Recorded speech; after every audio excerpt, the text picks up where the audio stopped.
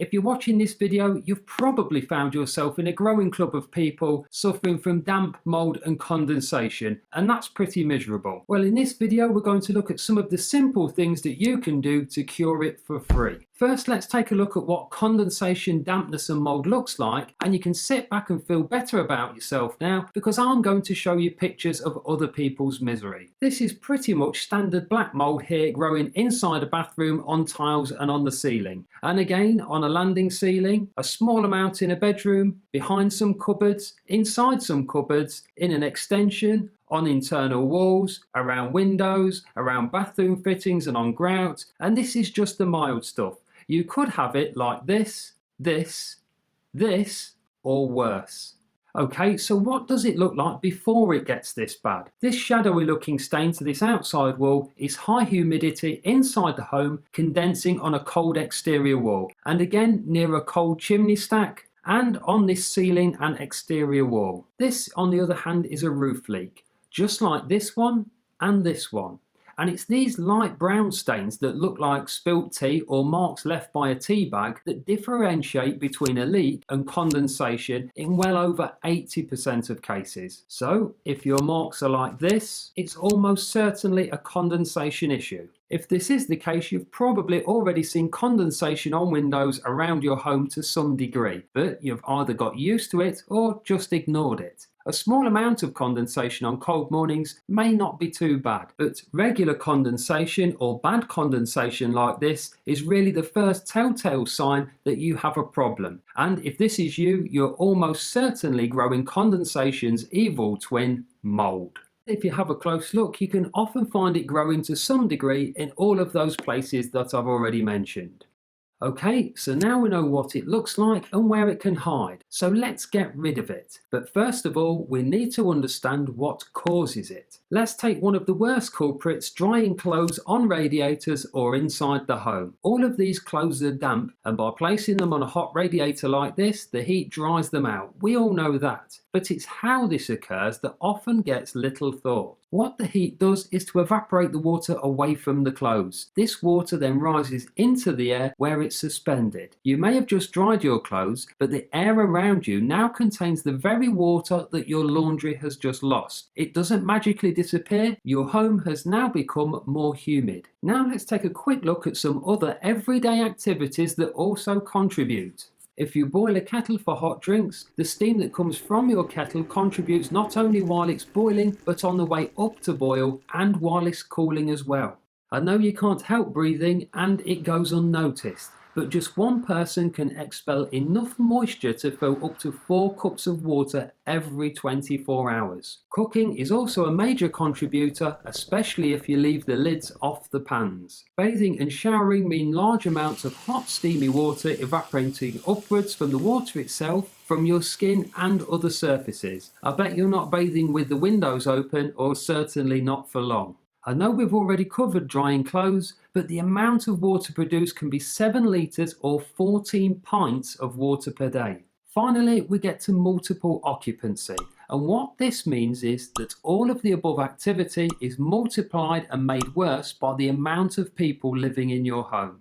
So what we have now is high humidity in the home, and that's created by millions upon millions of minute water droplets suspended or hanging in the air. And if we could see them, it may look a bit like this. But they don't just sit there forever, they're looking for a cold surface to land on. And that, depending on what's coldest in your home, could be this window or window frame, or this cold external wall. And once it hits these cold surfaces, it reaches dew point and turns back into water, making the surface damp and providing a place for the mould to grow, like in this bathroom or on this bedroom ceiling. Okay, so now we know how we've created this humid environment for mould to grow, we can use this knowledge against it to stop it growing. And there's 2 common ways of doing this. Firstly, we're going to cut back on all sources of airborne moisture, and this will work or significantly help well over 50% of people to cure or reduce their problems. Secondly, we'll look at a simple low-cost solution to remove any remaining unwanted humidity or airborne moisture by using a dehumidifier. Step 1 is to stop adding to the humidity inside your home and starve the mould. The drier your home is, the harder mould finds it to live. So that means reducing moisture, and here's how. Never dry washing indoors unless that is you have a dehumidifier with a laundry function and you're using it tactically to reduce humidity and dry clothes as described on my website. Instead, use a tumble dryer, preferably one that blows the damp air outside through a vent pipe, or as a second choice, one with a built-in condensator that collects the water in a tray. When showering or bathing, cut your time down as much as possible. Always use an extractor fan, and preferably a high capacity extractor fan, which are far superior, and you can even get these with built-in humidity sensors. If fitting one of these isn't practical, open the bathroom window and keep it open for as long as possible to allow air movement time to evaporate and dry all wet surfaces. Unless it's a winter's day and it looks equally damp outside, when if it's so damp that you can't dry your washing, it may have little effect on drying your bathroom. When cooking, always place lids on pans. Not only will this stop steam creating unwanted moisture, but your food will also cook up to 30% faster, which saves energy and money. Closing any kitchen doors will also prevent steam entering the rest of the house, as will opening kitchen windows slightly whilst cooking, or even better, use an outside vented extractor above your cooker if you have one.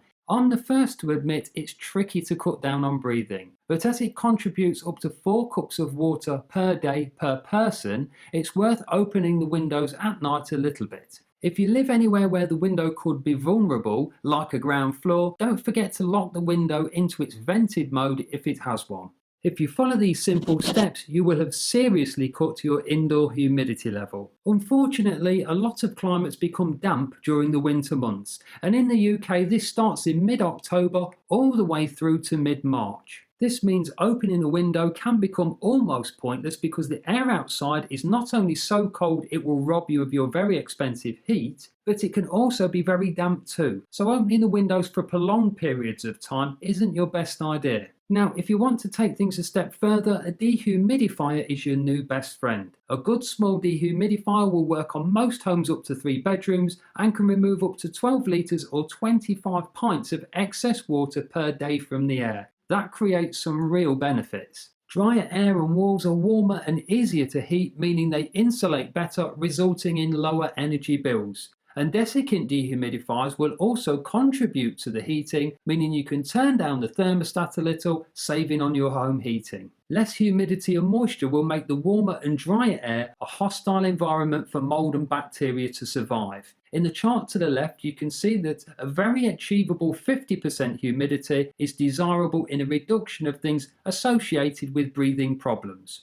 As touched on earlier, it's even possible with a good approach to dry washing indoors with the use of a dehumidifier at up to 1/4 of the cost of running a tumble dryer. Well, that brings this video to a close. But for more easy and practical, no-nonsense advice like the best products for killing and cleaning mould, a current list of the most popular dehumidifiers with the tenants and homeowners that I help, honest buying advice, running costs, and the best places to put them, check out the links in the description bar or in the iCards. I genuinely hope this has helped, and please like or share this video to help others out. Thanks for watching.